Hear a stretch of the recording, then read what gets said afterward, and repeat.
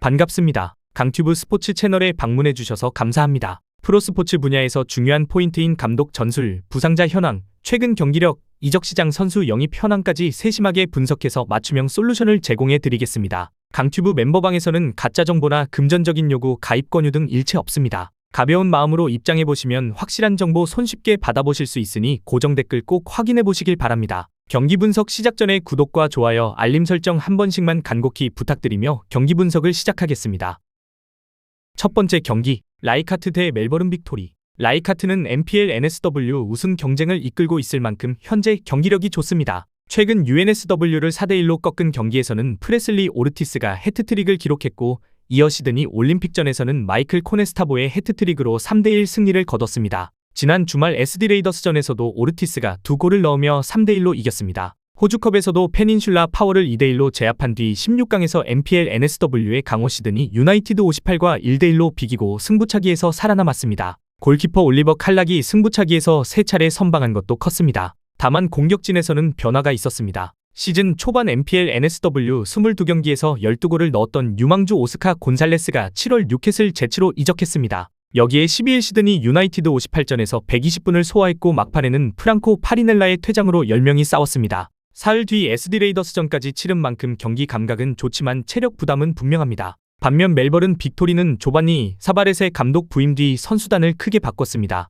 수비에서는 아다마 트라우레, 라클란 잭슨, 로데릭 미란다, 세바스티안 에스포시토 등이 떠났고 필리프 치라이스, 톰 로키어, 해리 실링턴을 데려왔습니다. 공격에서는 니코스 베르고스가 이탈한 자리를 해리 소여가 채웠습니다. 소여는 캐롤라인 스프링스 조지 크로스와의 첫 연습 경기에서 해트트릭을 기록하며 5대0 승리를 이끌었고, 호주컵 16강 웨스턴 시드니 원더러스전에서도 연장 97분 선제골을 넣었습니다. 앞선 32강에서는 치라이스, 매슈 그리말디, 산토스, 키건 옐라치치가 득점하며 킹버러 라이언스를 4대0으로 꺾었습니다. 웨스턴 시드니를 상대로는 90분 동안 득점하지 못했지만 실점도 없었고, 연장 1대1 이후 골키퍼 잭 던컨이 승부차기 3개를 막았습니다. 데니스 장르오는 8월 7일 구단 발표 당시 바이러스 감염으로 제외됐고 16강 명단에도 들지 않았습니다. 반면 월드컵을 다녀온 니샨 벨루필레이는 훈련에 복귀하면서 공격진의 선택지는 다시 늘고 있습니다. 결론을 말씀드리면 라이카트는 시즌 막바지를 치르고 있어 조직력과 실전 감각에서 앞서고, 이번 경기가 열리는 라이카트 오벌에서 2018년 멜버른 빅토리를 3대2로 꺾었던 경험도 있습니다. 올해 호주컵에서 A리그 팀들이 NPL 팀에 잇따라 탈락했다는 점도 무시할 수 없습니다. 그러나 이번 경기는 일정 차이가 큽니다. 멜버른 빅토리는 8일 웨스턴 시드니전 이후 충분히 회복할 시간이 있었지만 라이카트는 12일 120분 혈투, 15일 리그 경기를 거쳐 나흘 만에 다시 8강을 치릅니다. 라이카트가 오르티스와 코네스타보를 앞세워 초반부터 맞설 수는 있어도 시간이 갈수록 소여, 그리말디, 산토스 등을 교대로 활용할 수 있는 멜버른 빅토리 쪽이 유리합니다. 새로 구성한 수비진도 호주컵 2경기에서 정규시간 기준 한 골도 내주지 않았습니다. 라이카트의 현재 경기력은 단순한 하브리그 수준으로 볼 수 없지만 체력과 선수 개인 능력, 교체 자원의 차이가 후반에 드러날 가능성이 높습니다. 원정팀 멜버른 빅토리의 2대0 승리를 예상합니다. 추천픽 또는 최종 조합픽은 영상 하단 고정 댓글에 기재되어 있습니다.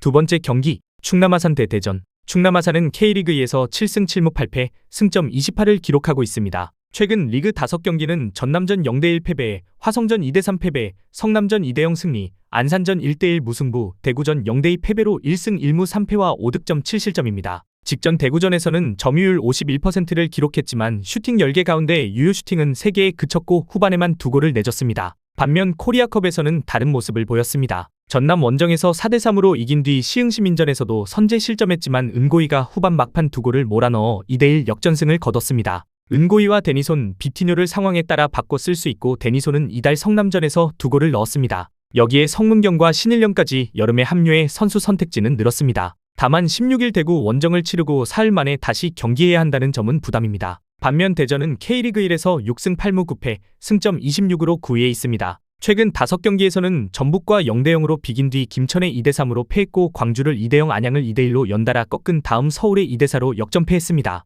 2승 1무 2패와 8득점 8실점에 있습니다. 서울전에서는 전반 주민규의 오버헤드킥으로 먼저 앞섰고 주민규는 2경기 연속골이자 시즌 4, 5골을 기록했습니다. 마사와 루빅손의 전방 압박, 엄원상의 속도도 위협적이었지만 후반에만 4골을 허용하며 수비가 무너졌습니다. 그래도 공격 자원의 수준은 충남아산보다 높습니다. 주민규가 중앙에서 공을 받아주고 엄원상과 루빅손이 뒷공간으로 들어갈 수 있으며 디오고와 유강현도 교체로 활용할 수 있습니다. 대전은 코리아컵 16강에 직행해 이번 경기가 대회 첫 경기라 이전 라운드를 치른 충남 아산보다 대회 소모도도 적었습니다. 결론을 말씀드리면 이번 경기는 단판 승부라는 특성과 충남 아산의 홈 이점 때문에 리그 순위 차만으로 판단하기 어렵습니다. 충남 아산은 이미 코리아컵 2경기에서 6골을 넣었고 시흥시민전에서는 후반 주전들을 투입한 뒤 은고이가 승부를 뒤집었습니다. 대전도 서울전에서 후반 수비가 크게 흔들렸기 때문에 은고이와 데니손에게 실점할 가능성은 있습니다. 다만 충남 아산은 대구전에서 공격의 정확도가 떨어졌고 불과 사흘 만에 다시 90분 이상을 준비해야 합니다. 대전은 주민규가 2경기 연속 득점하며 살아났고 엄원상과 루빅손까지 동시에 활용할 수 있어 경기 후반으로 갈수록 공격 자원의 차이가 드러날 가능성이 높습니다. 두 팀의 맞대결이 4년 만에 다시 성사됐다는 특수성까지 있어 초반에는 팽팽하겠지만 충남 아산이 전반을 버티더라도 후반 대전의 교체 카드까지 맞기는 쉽지 않아 보입니다. 원정팀 대전의 2대1 승리를 예상합니다. 추천픽 또는 최종 조합픽은 영상 하단 고정 댓글에 기재되어 있습니다.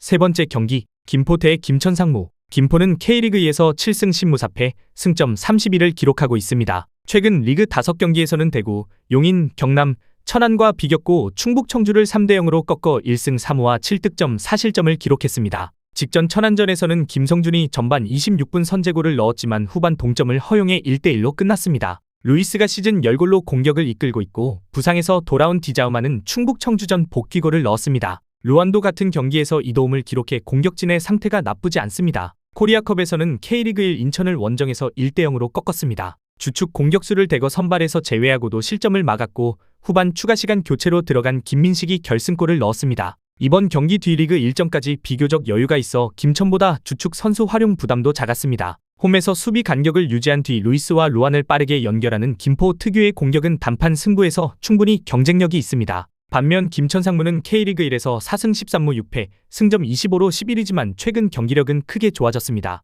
광주와 1대1로 비긴 뒤 대전을 3대2 포항을 1대0으로 꺾었고 서울과 0대0 인천과 1대1로 비겨 리그 5경기 연속 무패에 있습니다. 직전 인천전에서는 후반 막판 박세진이 동점골을 넣어 패배를 피했습니다. 이정택과 변준수의 중앙 수비 조합이 안정됐고 고재현은 시즌 6골로 팀 내 최다 득점을 기록하고 있습니다. 코리아컵에서도 선수층의 힘을 보여줬습니다. 수원FC전에서 주전 상당수를 쉬게 하고 문현호, 김민규, 노경호, 이수빈, 김인균, 이상원, 강민규 등을 선발로 내세웠는데도 강민규와 김인균의 골로 2대1 승리를 거뒀습니다. 문제는 일정입니다. 16일 인천원정에 이어 사흘 만에 김포에서 경기하고 다시 사흘 뒤 제주 원정을 치러야 합니다. 이번에도 로테이션 가능성이 높지만 앞선 컵 경기에서 확인했듯 교체 자원의 수준 자체는 높습니다. 결론을 말씀드리면 리그의 체급만 놓고 보면 김천이 앞서지만 이번 경기는 그 차이가 그대로 나타나기 어려운 조건입니다. 김포는 인천을 상대로도 90분 동안 실점하지 않았고 최근 리그 5경기에서도 4실점만 허용했습니다. 김천 역시 최근 5경기 무패로 수비가 안정됐지만 3경기 간격으로 원정을 이어가야 하고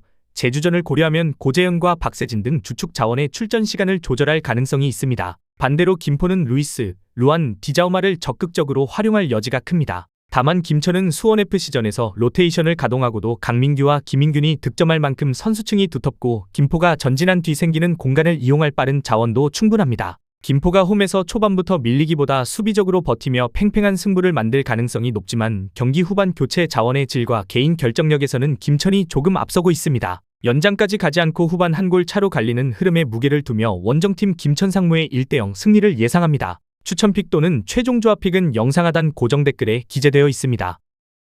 네 번째 경기, 부산 대 부천. 부산은 K리그2에서 선두 경쟁을 이어가고 있지만 최근 흐름은 크게 꺾였습니다. 성남의 0대1 수원 삼성의 1대4 서울 이랜드의 1대2 용인의 0대2로 패한 뒤 직전 화성전에서 0대0으로 비겨 최근 리그 5경기 1무사패에 그쳤습니다. 이 기간 득점도 2골뿐입니다. 화성전에서는 슈팅 5개, 유효 슈팅 3개에 머물렀습니다. 더 큰 문제는 공격진의 몸 상태입니다. 빌드업과 공격 전개에서 비중이 큰 가브리엘이 부상으로 화성전에 빠졌고 김찬도 후반 교체 투입된 뒤 부상으로 다시 나왔습니다. 백가온과 크리스찬이 투톱으로 나섰지만 득점하지 못했습니다. 다만 코리아컵에서는 전혀 다른 모습을 보여줬습니다. 지난 3라운드에서 K리그1 선두 FC서울을 상대로 구텐베르그와 백가온이 골을 넣어 2대0으로 완승했습니다. 리그 부진 속에서도 단판 승부에서 수비를 먼저 안정시키고 빠르게 전진하는 운영은 충분히 통했습니다. 이번 경기도 홈 구덕운동장에서 치르고 부천보다 하루 더 회복할 수 있다는 점은 분명한 이점입니다. 부천은 K리그1 9위지만 최근 경기력은 부산보다 좋습니다.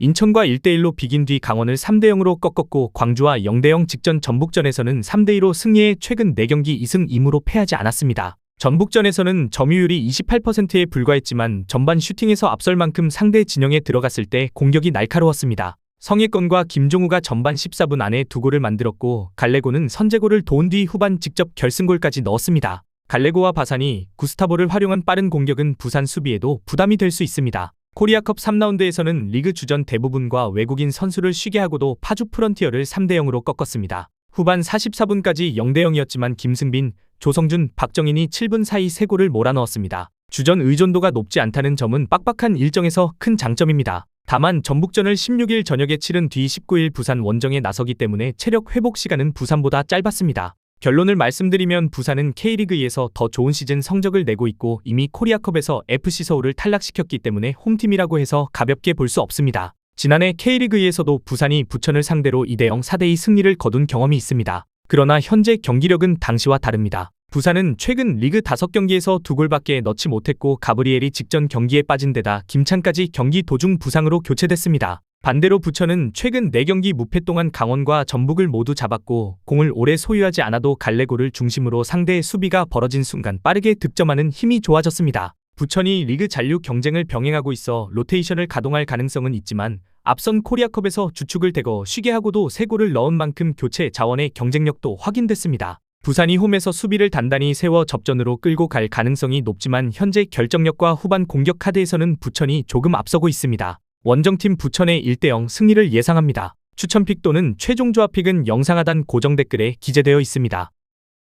다음 경기 분석에 앞서 여러분들에게 조금이나마 도움이 되고 빠르게 정보를 받아보실 수 있는 곳을 마련해 두었습니다. 저의 영상의 하단 댓글창을 확인해 보시면 링크가 있습니다. 누구나 참여 가능하고 100% 무료로 운영하고 있습니다. 돈을 주고 유료 정보를 이용하시는 것보다 저희 멤버방에서 유료 정보와 똑같은 분석 정보를 받아보실 수 있습니다. 다른 곳과 비교도 할 수 없을 정도로 적중률이 매우 높습니다. 초보자분들도 손쉽게 따라하실 수 있게 코칭해드리겠습니다. 멤버방 입장하셔서 함께 떠들고 즐겁게 배팅 라이프를 즐기셨으면 좋겠습니다. 무조건 당첨은 장담해드릴 수 없지만 당첨될 확률을 극대화하실 수 있습니다.